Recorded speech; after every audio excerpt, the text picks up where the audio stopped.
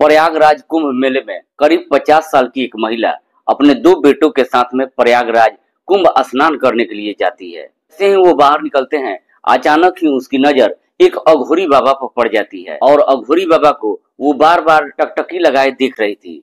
कभी वह उनकी आंखों को देख रही थी तो कभी उनके ललाट को देख रही थी। इस तरह से उसके आसपास लगातार चक्कर लगा रही थी। उसके बाद से वह एक जगह पर रुक जाती है और लगातार बाबा की तरफ देख रही थी। उसकी आंखों में लगातार आंसू टपक रहे थे। वह बहुत कुछ कहना चाहती थी, लेकिन उसकी आवाज ही नहीं निकल रही थी।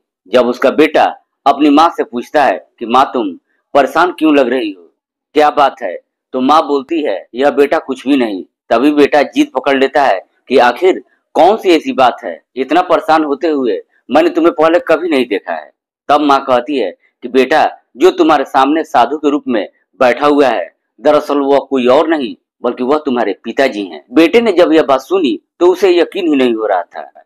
उसके बाद से देखते ही देखते वहां पर सैकड़ों लोगों का जमघट लग जाता है। वह महिला पूरी अपनी कहानी सुनाने लगती है। बेटा साधु के पास जाकर कान में कहता है कि पिताजी, घर चलो, सब लोग बहुत परेशान हैं, सब लोग आपको बहुत याद करते हैं। जैसे ही बाबा ने उस लड़के की तरफ देखा तो उस लड़के ने कहा कि तुम चलना क्यों नहीं चाहते हो। उसके बाद भी बाबा ने कुछ भी नहीं कहा और एकदम से शांत होकर मौन साधना में लग जाते हैं। अब ऐसी स्थिति में घर वाले करे तो क्या करे। इस बात की सूचना सोशल मीडिया के माध्यम से लोगों तक पहुंचती है तो उन्हें लगता है कि यह किसी चमत्कार से कम नहीं है। जो व्यक्ति आज से 27 साल पहले अचानक से लापता हो गया, वह कुंभ में जहां पे करोड़ों लोग जा रहे हो, आखिरकार उस महिला के ही पति क्यों मिलते हैं। आज की कहानी के माध्यम से यह समझने की कोशिश करते हैं कि वह कैसे बिछड़े थे, वह आखिर कैसे मिल भी जाते हैं। नमस्कार, सलाम, सत श्री अकाल। मैं रजनीश और आप देख रहे हैं माही न्यूज। आज की जो सच्ची घटना मैं आपको सुनाने जा रहा हूँ, यह सच्ची घटना है झारखंड प्रदेश का एक जिला है धनबाद, और इसी धनबाद जिले का एक भोली टाउन लगता है। भोली टाउन के पास ही एक छोटा सा गांव है जिसका नाम है श्यामनगर। दरअसल श्यामनगर गांव के कुछ लोगों का जत्था उत्तर प्रदेश के प्रयागराज के महाकुंभ में यह स्नान करने के लिए जाते हैं। जैसे ही वो पहुंचते हैं महाकुंभ के थाना महावीर जी क्षेत्र में, वहां स्नान करके जैसे ही निकल रहे थे, अचानक ही उनके गांव के 2-4 लोगों की नजर एक बाबा पर पड़ती है और बाबा को देखने के बाद वह देखते ही रह जाते हैं। आपस में बातचीत करते हैं और कहते हैं कि देखो कितना इत्तेफाक है। अपने गांव के जो गंगा सागर यादव और साथ ही जो उनका बहुत खास दोस्त राजकुमार गोसाई, दोनों की शक्ल बिल्कुल वैसी की वैसी नहीं दिखाई देती है। जब इस तरह की बातें गांव के लोग आपस में करने लगते हैं, इत्तेफाक नहीं हो सकता है। दोनों की शक्ल जो दोनों एक ही गांव के होते हैं, वहां पे दोनों एक साथ कैसे हो सकते हैं, क्योंकि वो 27 साल पहले अचानक से लापता जो हो जाते हैं, हो सकता है कि वही हो। और जैसे ही उन गांव के व्यक्तियों ने उन दोनों से बातचीत करने की कोशिश की, उन्होंने इन बातों का जवाब देना उचित नहीं समझा और वो अपने काम में, अपने साधना में लग जाते हैं। और इसी बात पर गांव वालों को कुछ शक हो जाता है। सुबह होता है, इसी बीच में किसी ने चुपके से मौका पाते ही वीडियो बनाया और कुछ फोटो खींचा, और फोटो खींचने के बाद से अपने ही गांव का एक व्यक्ति जिसका नाम है मुरली यादव को फोटो और वीडियो भेजते हैं और कहते हैं कि जरा गौर से देखो, पहचानो। जैसे ही मुरली यादव ने यह वीडियो फोटो देखा तो उसको भी यकीन नहीं हो रहा था कि जो ये फोटो वीडियो दिखाए गए थे, दरअसल ये कहानी है श्यामनगर गांव की। श्यामनगर का रहने वाला एक व्यक्ति जिसका नाम होता है देवलाल यादव। हालांकि देवलाल यादव अब इस दुनिया में नहीं है, लेकिन कुछ साल पहले देवलाल यादव के कुल 4 बेटे थे। एक बेटे का नाम है गंगा सागर यादव, दूसरे का नाम है प्रयाग यादव, तीसरे का नाम है मुरली यादव और चौथे का नाम है बद्री यादव।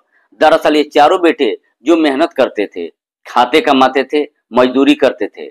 इन्हीं में से एक बेटा होता है जिसका नाम है गंगा सागर यादव। गंगा सागर यादव दरअसल व्यापार करता था, कभी गाय भैंस को खरीदता था तो कभी बेचता था और दूध का कारोबार भी करता था।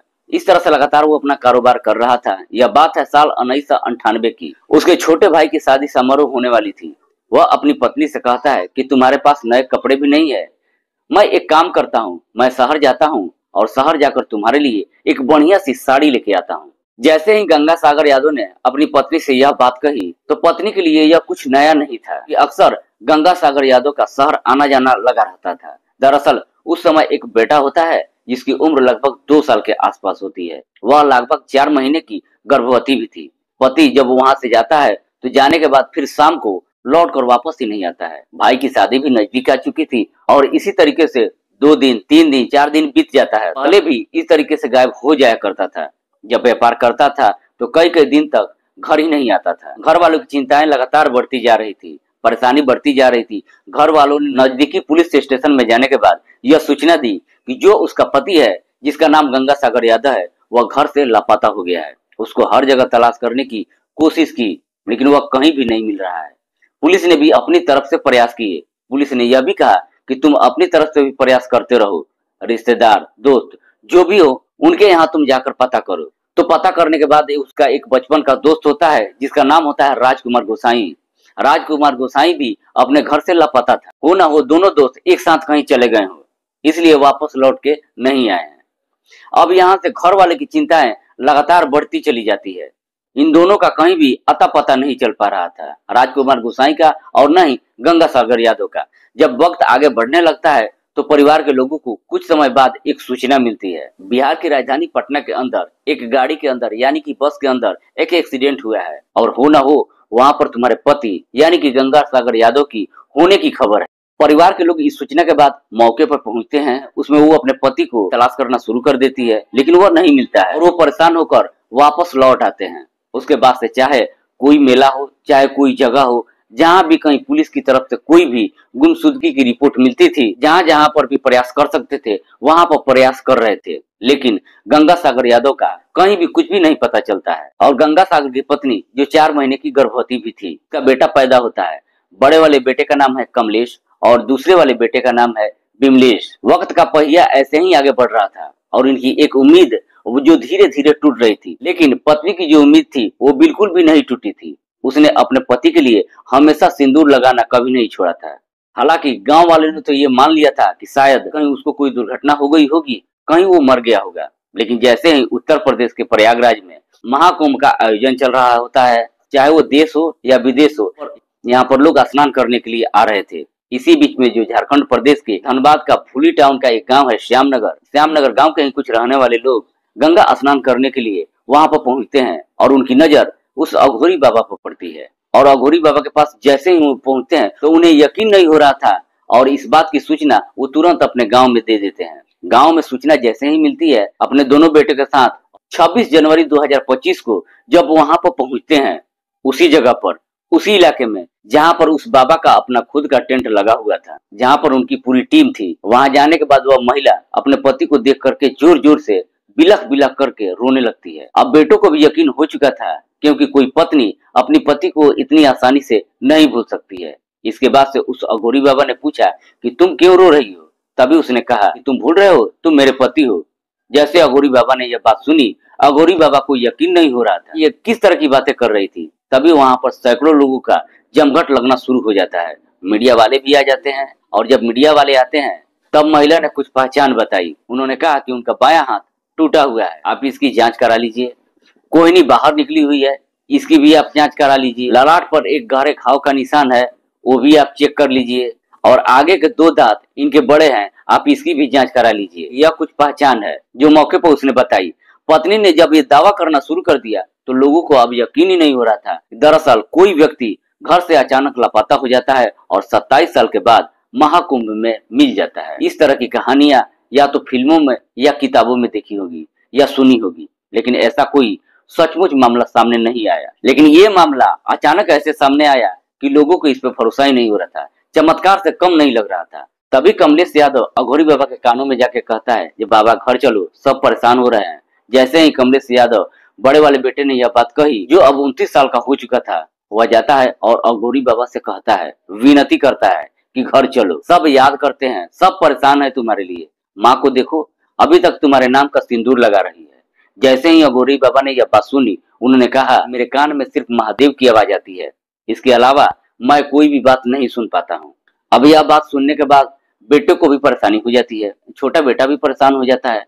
छोटा बेटा भी घर चलने के लिए कहता है, पर साधु जो उसके पिताजी होते हैं वह तैयार ही नहीं होते हैं। छोटा बेटा हाथ जोड़कर कहता है कि जब तुम हमें छोड़कर चले गए तो मैं 4 महीने का था और माँ के गर्भ में अभी पल रहा था, अब तो घर चलो। माँ, बेटा, पत्नी, परिवार के बाकी सदस्य रो रो कर अघोरी बाबा के सामने कह रहे थे घर चलने के लिए, लेकिन अघोरी बाबा ने साफ साफ इनकार कर दिया और उन्होंने कहा कि तुम्हें शायद कोई गलतफहमी हुई है, मैं तो बनारस के काशी का रहने वाला हूँ। मेरे पिताजी हैं, माताजी हैं, परिवार में मेरी पत्नी है, 5 बच्चे हैं और मेरा एक बचपन का दोस्त भी है। वो अब 20 साल तक गांव में रहकर साधना भी कर चुका है। आपको शायद कोई गलतफहमी हुई है। मैं वो व्यक्ति नहीं हूँ जिस व्यक्ति को आप लोग समझ रहे हैं। दरअसल जैसे ही यह बात वो बाबा कहते हैं, तभी कमलेश और विमलेश एकदम से खड़े हो जाते हैं और वो कहते हैं, अगर आप सच बोल रहे हैं तो चलिए चलिए अपने गांव, हमें अपना गांव दिखाइए, अपने परिवार से मिलवाइए, अपने बच्चों से मुलाकात कराइए, अपनी पत्नी से भी मुलाकात कराइए। हम भी उन्हें अपनी आंखों से जब तक देख नहीं लेते हमें यकीन नहीं होगा। लेकिन जब बात मिलवाने की आती है, अचानक ही एक साध्वी महिला आ जाती है और कहती है कि तुम मेरे पति को क्यों परेशान कर रहे हो। जब उससे पूछा जाता है कि तुम कौन हो, तो वो कहती है, मैं इनकी दूसरी पत्नी हूँ। आप में से किसी ने इन्हें और ज्यादा परेशान करने की कोशिश की तो मैं तुम सबको नहीं छोड़ूंगी। साथ ही उस महिला ने पथराव करना भी शुरू कर दिया। यह मामला अब पुलिस तक पहुंच जाता है और जब यह मामला पुलिस तक पहुंचता है तो साथ ही साथ मीडिया तक भी पहुंच जाता है। सारे लोगों को यह कहानी बड़ी विचित्र सी कहानी लग रही थी। लोगों को यकीन नहीं हो रहा था। तभी पुलिस वालों के पास कमलेश यादव जाता है और जा करके बोलता है कि साहब आप डीएनए टेस्ट करा लीजिए, डीएनए टेस्ट से ही ये साबित हो जाएगा तो हम लोग वापस अपने घर चले जाएंगे। लेकिन हम यहाँ से इस तरीके से नहीं जा सकते हैं। हालांकि पुलिस ने, प्रशासन ने परिवार को किसी तरीके से समझा बुझाकर शांत कर दिया और इन सब का पता ले लिया गया ताकि भविष्य में इस मामले की जांच पड़ताल की जा सके और जांच पड़ताल करने के बाद जो दूध का दूध है, पानी का पानी है, किया जा सके कि वाकई में एक अघोरी है या वो वाकई में बनारस के काशी का रहने वाला है या वाकई में वह धनवंतरी देवी का पति गंगा सागर यादव है। अभी इस बात की जांच होना बाकी है। जिस तरीके से बाबा जी यानी कि अघोरी महाराज लगातार नजरें बचा रहे थे, उससे कहीं न कहीं कोई न कोई शक तो होता ही है। यह एक तरीके का इत्तेफाक नहीं हो सकता है। ललाट पर चोट का निशान, साथ ही साथ एक दोस्त राजकुमार गोसाई, उसकी भी शक्ल गांव के उस व्यक्ति से मिल रही थी। दोस्तों, इस पूरे घटनाक्रम को सुनाने का उद्देश्य किसी को परेशान करना नहीं, किसी का दिल दुखाना नहीं, किसी की भावनाओं को आहत करना नहीं, बल्कि आपको जागरूक करना है, आपको सचेत करना है। दुनिया में अजब गजब तरीके से चमत्कार होते भी रहते हैं। यह भी एक चमत्कार ही है। यदि सचमुच इसका पते निकला, वाकई में एक बेहतरीन अनोखी कहानी होगी। आप में से किसी ने पहले सजीव रूप से न तो सुनी होगी और न देखी होगी। दोस्तों, प्रयागराज कुंभ में आने वाले तमाम श्रद्धालुओं को हार्दिक शुभकामनाएं। आप सभी की सारी मनोकामनाएं पूरी हो। दोस्तों, फिर हाजिर होंगे एक नई कहानी के साथ। तब तक के लिए जय हिंद, जय भारत।